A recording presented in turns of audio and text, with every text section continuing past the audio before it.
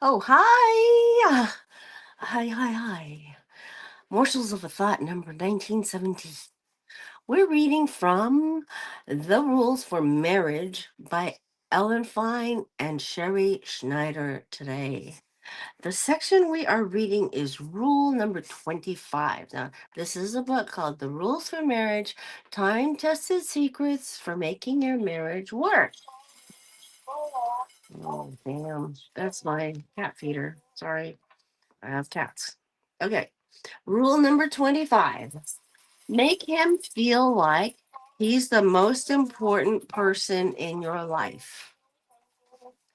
Let's say you're close to your sister and you talk to her almost every day. Before you met your husband, you rarely made a decision without consulting her. Now that you're married, it's still easy to still call her. It's easy to still call her for her first for advice, whether it's about what dress to wear to a wedding or a major career move. But if you want to be happily married, consult your husband first. Make him feel like he's number one.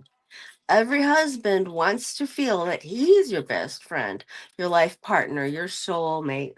So even if you are more comfortable confiding in your sister, make sure you take the time to ask your husband for his opinion first. You must feed his ego. Remember, men like to solve problems and feel good when they can rescue you or at least steer you in the right direction. Marcy and her older sister Nancy have been close since birth. Marcy consulted Nancy about everything from what lipstick shade to wear to where to go on her honeymoon. When Marcy wanted to redo her master bedroom, she called Nancy, who had just done hers, for advice. Then she called her husband, Peter, at work and told him she wanted to buy the same bedspread and furniture Nancy had. Peter was furious. He would have liked Marcy to talk to him first about his taste in redoing such an important room, even though he didn't know anything about fabrics and had no preference for formica or wood. Quote, but you don't know anything about decorating, and Nancy just redid her bedroom, said Marcy, surprised by his reaction. I would have looked at some furniture catalogs and talked to my friends. Isn't there anything you can do without Nancy's seal of approval? Peter fumed. The conversation turned into a big argument about how decisions should be made and how money should be spent. We're married a year now, and you're still acting and spending like a single person, screamed Peter. You didn't consult me when you bought your sports car, Marcy shouted. Just go out and redo the bedroom with Nancy, your significant other, he shot back. The argument could have been avoided if Marcy had simply consulted Peter first and let him feel included by allowing him to shop around and read decorating magazines. She should have included him and listened as he analyzed the pros and cons of Venetian blinds. She could have let Peter feel like it was their decision, not her sister's. She would have still been able to order the bedrooms that Nancy had. There was just no need to let Peter know that her sister's recommendation mattered so much. Being happily married means being a little bit of a diplomat. No man likes to feel like a rubber stamp, okaying whatever decisions you make with with your sister, mother, or best friend. By all means, continue to talk to everybody else, but consult your husband first. Ask him about the kitchen. Ask him what dress you should wear to the wedding or which treadmill to buy. He will feel flattered, and you can still do whatever's good for you.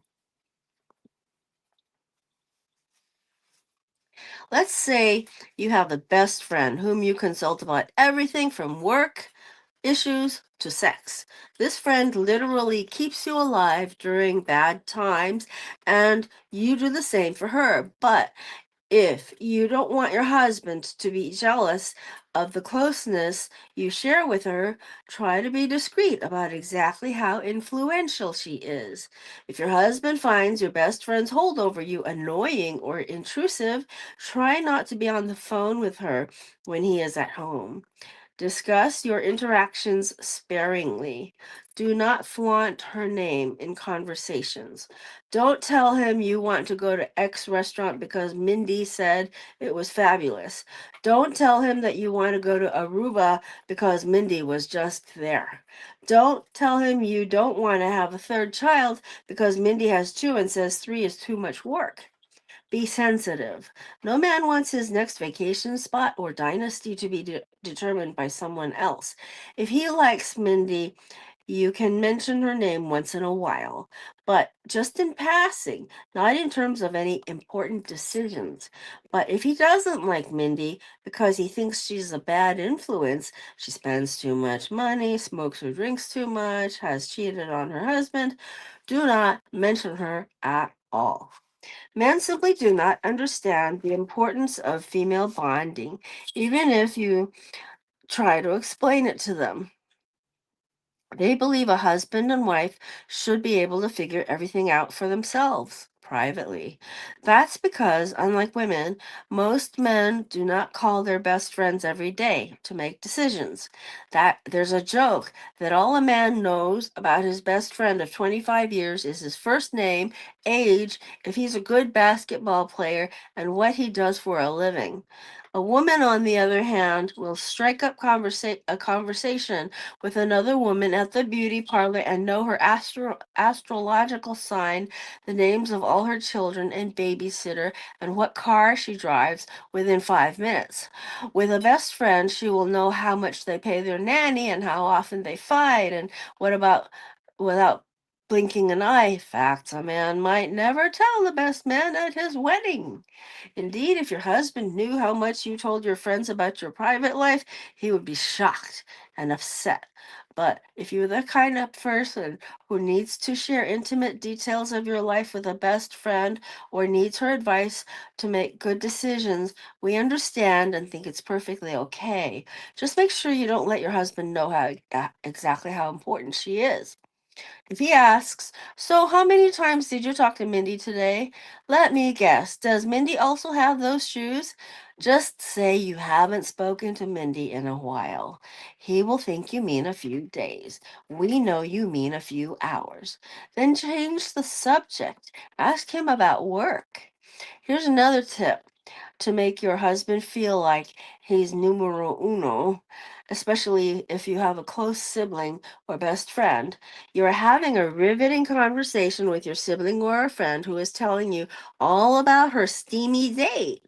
Your husband comes home and wants to talk about plans for the weekend. You don't want to be rude, but you don't want to stop what you're doing either.